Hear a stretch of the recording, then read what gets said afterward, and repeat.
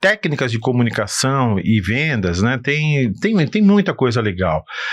O iniciante, a grande ideia, eu vou dar, você me permite deixar Vontade. 3 dicas iniciais de comunicação para a oficina, né?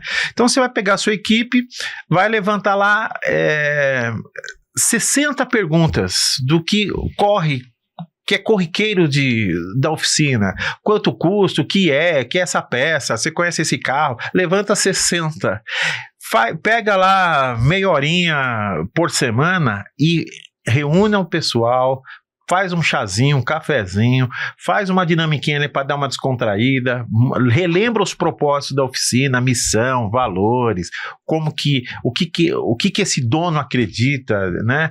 E treine as respostas, né? Um ouvindo o outro, porque às vezes eu falo assim, o que é ruído para você de um motor? O cara explica de um jeito, o outro explica de um jeito e o outro explica de jeito. O que é... Por que eu preciso fazer o alinhamento? Por que eu preciso fazer a cambagem? Por que eu preciso calibrar o pneu toda semana? Esse carro gasta muito, esse carro não gasta, eu tenho que trocar a vela, não tenho. Como que troca a vela? Manutenção de quanto em quanto tempo? Eu vou ter que gastar... São perguntas, parece que óbvio, e o grande lance, né? Na comunicação a gente treina o óbvio. E aí verificar, porque todo mundo fala assim, eu não nasci para comunicação, olha, eu sou meio chucrão, eu não nasci para comunicação. Isso é conversa, isso ficou no século passado. Hoje a gente treina. Se toda semana você treinar responder coisas, chega uma hora que você fica bom. Então é treino. Legal, e é repetitivo, né? E essa meia hora por semana que você vai reunir a equipe para conversar, para repassar, bater um papo, isso não é perder tempo. Porque tem vezes que a gente, como dono, acha que quando a gente vai... Eu tô falando meia horinha aqui, é só para incentivar a pessoa, mas a ideia é separar ali 2 horinhas por semana, para que a gente tenha... E muita gente fala assim, não, mas o meu funcionário não fica. É a maneira de falar. Porque qualquer pessoa que você saiba organizar, por isso que você tem que ser didático, né? Isso se aprende. E muitas vezes não tem ninguém didático na empresa, por favor, me convida que a gente indica alguém legal para ser didático lá. Nessa parte já do didático, já fala pra gente uma coisa já. O dono muitas vezes acha que está sendo claro na comunicação dele, quando ele pede alguma coisa, dá algum comando, né? Ele acha que está sendo claro, né? E qual que é os indícios que mostra que a equipe não está entendendo, não está engajada com ele? Cara, muitas vezes o que acontece é o seguinte, muitos gestores não têm técnica de comunicação, tem técnica de dono. Ele acha que ele é o dono, é o dono que... essa oficina é minha, então eu falo do jeito que eu quiser, da maneira que eu quiser, e eu tô certo, e eu tenho certeza que tô certo. Pô, você tem um mecânico que tá ali há 20 anos trabalhando, há 15 anos, um cara que é mecânico, que às vezes precisa de combinados, sabe? Certo. Assim, você não pode disputar, às vezes, você é o dono, cara, tá ótimo, é uma hierarquia. Agora, quando você não... quer ver quando você percebe que você não tá sendo claro? Quando você quer mandar a goela abaixo. Quando você não faz reuniões, quando você não treina os procedimentos, às vezes alinhar, falar assim, poxa, como que você vê abrir esse motor, fazer retífica, o que a gente troca, o que não troca, quanto tempo, e às vezes o dono da oficina fala assim, em 2 dias eu vou te entregar o carro, aí o outro fala assim, não, meu amigo, em menos de uma semana a gente não vai fazer isso. Então, assim... O dono fala uma coisa pro cliente e daí o mecânico logo em seguida já... Às vezes o dono precisa de uma agilidade para vender bastante serviços e isso não está alinhado com a equipe. E muitas vezes é o tom de voz. Né? É sempre de uma forma agressiva, é sempre de uma forma eu que mando. Porque assim, quando eu escuto alguém gritando demais... falando alto demais, sendo ríspido demais, na realidade, atrás daquilo ali tem uma insegurança. Certo. A segunda coisa que tem ali não tem metodologia. Porque se eu tenho combinado e metodologia, eu combinei com você que não se deve atrasar, que você tem que chegar com o seu uniforme, que a gente... gestão de pessoas não é passar a mão na cabeça. Gestão de pessoas é para educar, para criar motivos, propósitos e verificar se isso tá sendo bacana, né?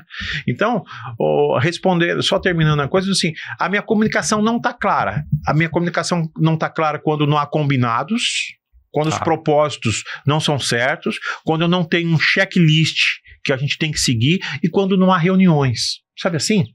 Tem dono de oficina que nunca fez uma reunião. Tipo assim, de reunir a galera. Gente, como que foi a semana? Como que foi isso? E às vezes é um papinho de 20 minutos, de 30 minutos.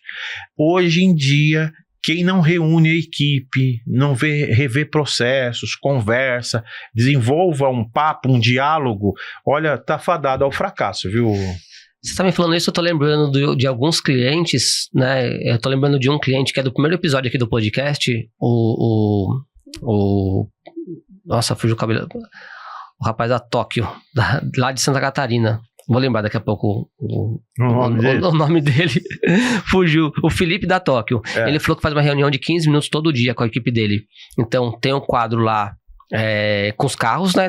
Ou tá vendo na oficina os carros, ou tá que carro tá esperando peça, que carro tá já com o serviço já pra fazer, que carro tá esperando diagnóstico.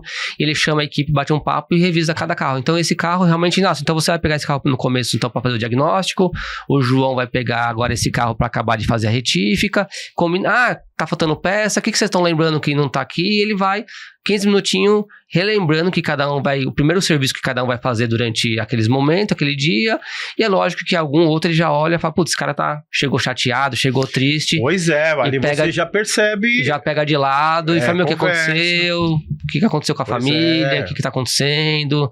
Daí algum fala, é meu salário, preciso de um vale, tô com problema em casa, né? E muitas vezes você vai falar assim, hoje mesmo vindo pra cá, a gente tem um funcionário que levou a esposa grávida pro APS, né? Então ele é um caso, tá tranquilo, tá tudo bem, mas ele já, só de levar a esposa pro PS de grávida, já vai pra casa. Hoje você não, quer dizer, ele já tá em casa, né? Nem volta, né? Já fica aí com a esposa, né? Já cuidar da manhã, você volta bem, se tiver tudo certo, né? Então, acho que tem que ter esse cuidado que faz você trazer o time pro seu lado também, né? A parte humana, né? Então, é que muitas vezes, muitos empresários falam assim, não, é que você não conhece minha equipe, se eu abrir aqui, eles montam. Não montam, não. Ter toques de humanidade, isso melhora o ambiente, melhora a maneira de se comunicar, o funcionário vai replicar isso. Infelizmente, muitos lugares que tem mau atendimento tem a ver com a péssima educação. Gente, desculpa, tá? Não leve pro coração, não, tá? Eu não estou generalizando falando que são todos, mas muitas vezes é o reflexo do dono que chega de cara feia, que chega, que não sabe dar bom dia, que não sabe recepcionar o seu próprio colaborador, e a gente chama isso que você faz, ô Sérgio, de estabilizar emocionalmente as pessoas. Não sabia a palavra. É estabilizar emocionalmente. Isso a gente pode fazer com qualquer pessoa, a todo momento. Porque tem vezes que a gente também tem que precisa de estabilidade, né? Então a gente faz normalmente com a nossa esposa, né? A gente que é empresário, né? E com os funcionários. Estabilizar as pessoas. A gente estabiliza e quando chegar em casa a gente pede conversa com a esposa, tenta dar relaxado, não descarregar nela também, mas a gente usa ela como... me escuta, né? E até para desligar, a gente pode estabilizar uma pessoa. Senta aí. Porque assim, quando a gente tem técnica de gestão de pessoas, quando eu vou desligar alguma pessoa, eu já avaliei essa pessoa. Sim. Eu dei dicas, eu dei treinamento, eu conversei, eu tentei modificar comportamento. É um acompanhamento. Quando vai desligar, eu adoro bater um papo às vezes, a gente tinha isso muito na universidade e nos lugares que eu passei, com equipes, que é o seguinte, todo mês a gente tinha uma autoavaliação, mas não é autoavaliação crítica só de, o que não foi legal, a bola caiu, eu não vou ficar, vamos pôr essa bola no alto e vamos continuar, só que entenda o procedimento porque ela caiu. Isso é interessante a equipe toda saber porque essa bola caiu.